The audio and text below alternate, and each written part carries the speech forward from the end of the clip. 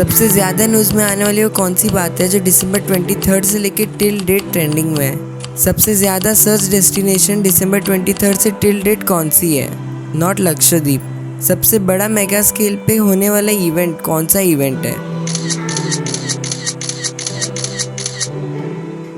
इस वीडियो में हम बात करने वाले श्री राम टेम्पल के बारे में, जो कि 500 साल बाद एक ग्रैंड टेम्पल लोगों के लिए खुलने वाला है।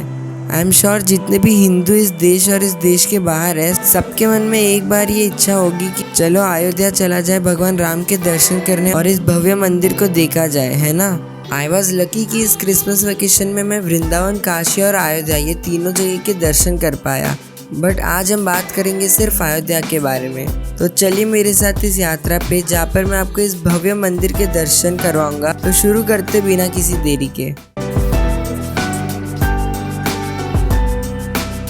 अयोध्या अब रोड, रेल या फ्लाइट इस सबसे डायरेक्टली कनेक्टेड है, तो आप अपने लोकेशन और बजट के हिसाब से कैसे यहाँ आना है ये प्लान कर सकते हैं। हम बनारस से एक प्राइवेट महाराजा टेम्पो ट्रैवलर हायर करके गए थे। चलिए आपको नॉर्थ की ठंडी का नज़ारा दिखाएं। यहाँ इतना फॉग या कोहरा जिसे बोलते हैं वो इतना ज़्यादा है कि 10-15 मीटर से ज़्यादा आगे कुछ दिखाई नहीं देगा। यहाँ का टेम्परेचर है 8 डिग्री और शहर के बाहर जाओगे तो आपको और भी ठंड लगेगी। सो पूरे 225 किलोमीटर ट्रैवल करके हम फाइनली आ जाते हैं अयोध्या। अब सबसे बड़ा एक्साइटमेंट है कि मंदिर के दर्शन कब होंगे। मंदिर जाने से पहले हम जाते हैं सरयू नदी के दर्शन करने। हाँ, ये वही नदी है जिसने भगवान राम के जन्म से लेके आज तक पूरा इतिहास देखा है। हिंदू धर्म में इस नदी को बहुत ही पवित्र माना जाता है। अब चलते हैं मंदिर की ओर। एक बात का आपको ध्यान रखना पड़ेगा, वो है बंदरों का।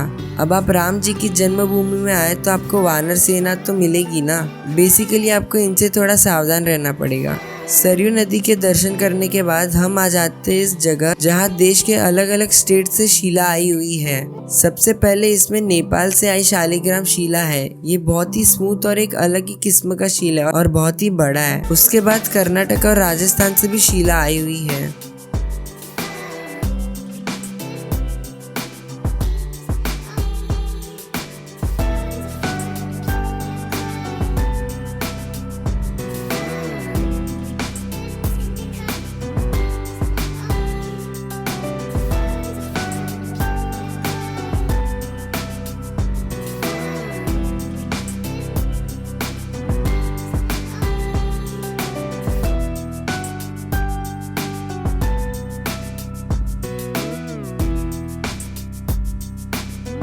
यहाँ से पास ही में वो स्थान है जहाँ मंदिर के परिसर में लगने वाली सारी मूर्तियाँ बनाई जा रही है। यह आप देख सकते हैं कि संपूर्ण रामायण की कहानी मूर्तियों के माध्यम से दिखाई जा रही है। जब ये मूर्तियाँ बनकर मंदिर के आंगन में लगेंगे तो एक अलग ही दृश्य होगा इन्हें देखने का।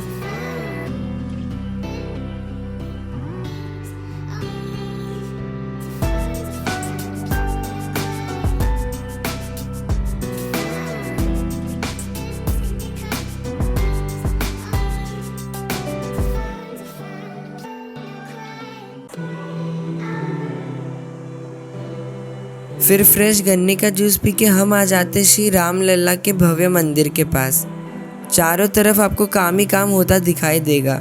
हमारे प्राइम मिनिस्टर श्री नरेंद्र मोदी जी 22 जनवरी को इस मंदिर का उद्घाटन करने वाले हैं और श्री राम लल्ला की मूर्ति की प्राण प्रतिष्ठा होगी। मंदिर के भव्य काम के चलते टूरिस्ट को एक सर्टेन डिस्टेंस से मंदिर के दर्शन कर सकते हैं। और हाँ, मंदिर के जाने से पहले आपको smart watch, electronic item, mobile phone और बड़े बड़े बैग ये सब यहाँ के फ्री लॉकर में रख के जाना पड़ेगा।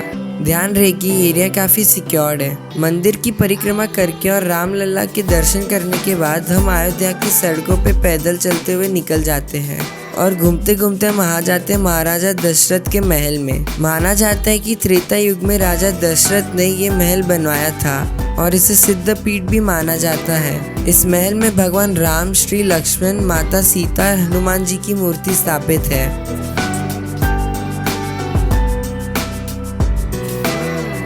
इस महल का द्वार काफ़ी बड़ा और रंग बिरंगी है।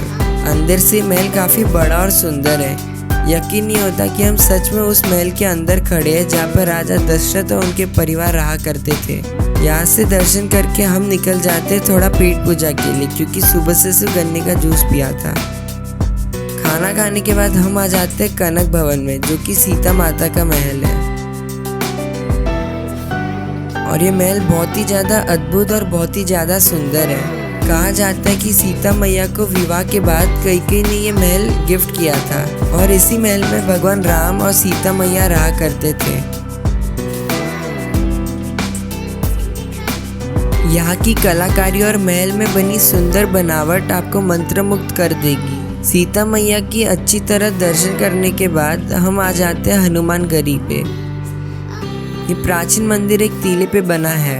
कहा जाता है कि हनुमान जी यहाँ रहा करते थे, इसीलिए इस जगह का नाम हनुमानगढ़ी है। और ये भी मान्यता है कि अयोध्या आने वाले हर भक्त को भगवान राम के परम भक्त हनुमान जी के दर्शन अवश्य करने चाहिए। जय हनुमान। इस मंदिर में बहुत ही प्राचीन समय के शस्त्र रखे हुए हैं। ये इतने भारी है कि इस जमाने में इनको चलाना तो दूर, इनको उठाना भी पॉसिबल नहीं है।